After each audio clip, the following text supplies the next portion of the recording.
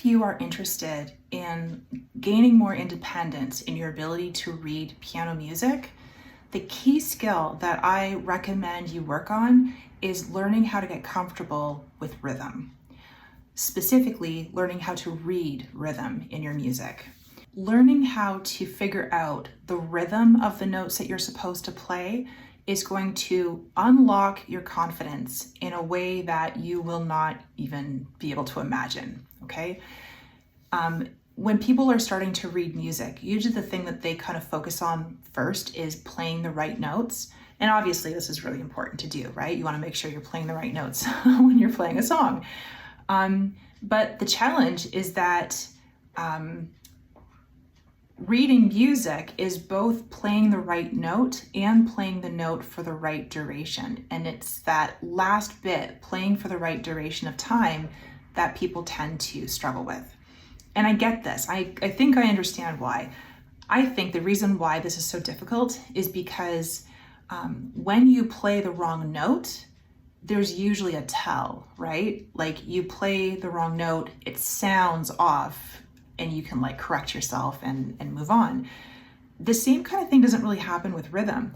If you haven't figured out exactly, if you're not totally confident figuring out what the rhythm is supposed to sound like, there's no real easy way to tell that you have the rhythm wrong unless someone else shows you. And it's that constant like waiting for someone else to tell you if you're doing something right that I think holds a lot of beginner piano players back.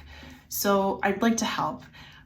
If you struggle with understanding how rhythm works and how to read rhythm, I am going to introduce you to a secret weapon, which is a pencil, okay?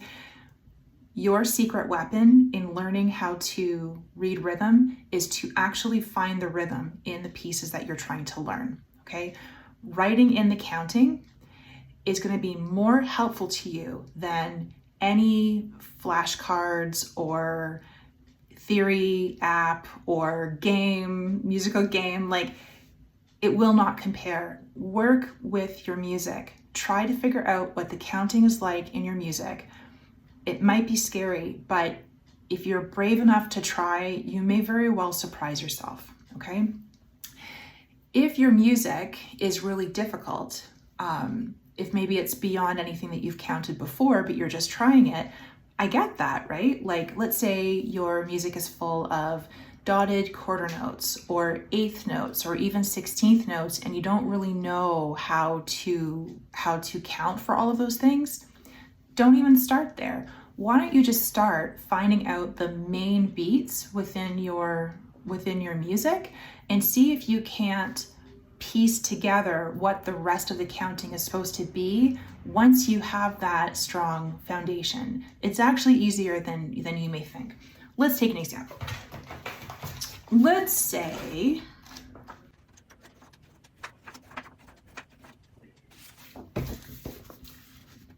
I wanted to learn this song, okay? Let's say I wanted to figure out the counting for this measure right here. Whew, bananas, right? Okay, let's break it down into, let's just figure out the main beats. How many beats are supposed to be in this measure? Can you tell? We have to go back to the time signature, look at the top number and say 3. There are supposed to be 3 beats, and with the 4 underneath there means it's the equivalent of a quarter beat. So there are supposed to be the total of 3 quarter notes within each measure. Okay, let's see if we can find those, right? This top line of music is really, really challenging. It's really complicated, right? Let's not start there. What about the left hand? The left hand is so much easier to read. 1 quarter note, 2 quarter notes, 3 quarter notes. So what I would start with is just writing in those 3 numbers, just marking down your beats. So 1, 2, 3, okay? Once you have these main beats, you can start to kind of piece these things together a little bit. One really great thing about formally published music is that the beats in the left and the right hand always line up with each other. So if you can tell that 1 in your left hand is here, 2 is here, and 3 is here, that means that 1 in your right hand is always going to be directly aligning with that note. 2 in your right hand is always going to directly align with that note. And 3 is always going to align with this note, okay?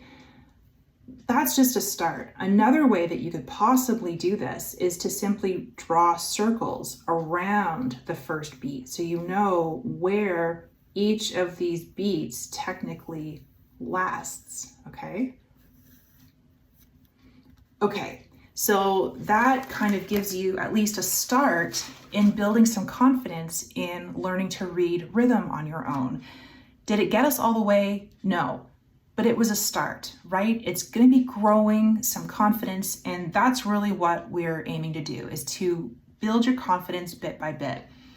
And by the way, figuring out how to play according to the proper rhythm is a whole other skill set, okay? We're not even talking about that right now. The first thing that you want to do is get comfortable actually writing in your counting before you try to play with correct counting or correct rhythm, because it's a totally different skill set, but you will never be able to play with accurate rhythm until you feel confident in your ability to identify what that rhythm actually is, okay? So it's okay if it starts as, you know, a pencil and paper exercise to start. Take the win, like start there, take the win.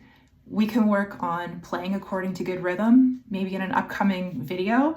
But just be encouraged that it's not as hard as you might think. I bet if you looked at the music that you're trying to learn right now, you would at least be able to find the major beats within the measures of what you're playing. So I hope this is helpful. I hope this is encouraging. If you have any questions about this, please don't hesitate to leave a comment below. And you know, if there's more interest in this, then I can absolutely create more videos on this, but I need to know what you're interested in learning. So good luck.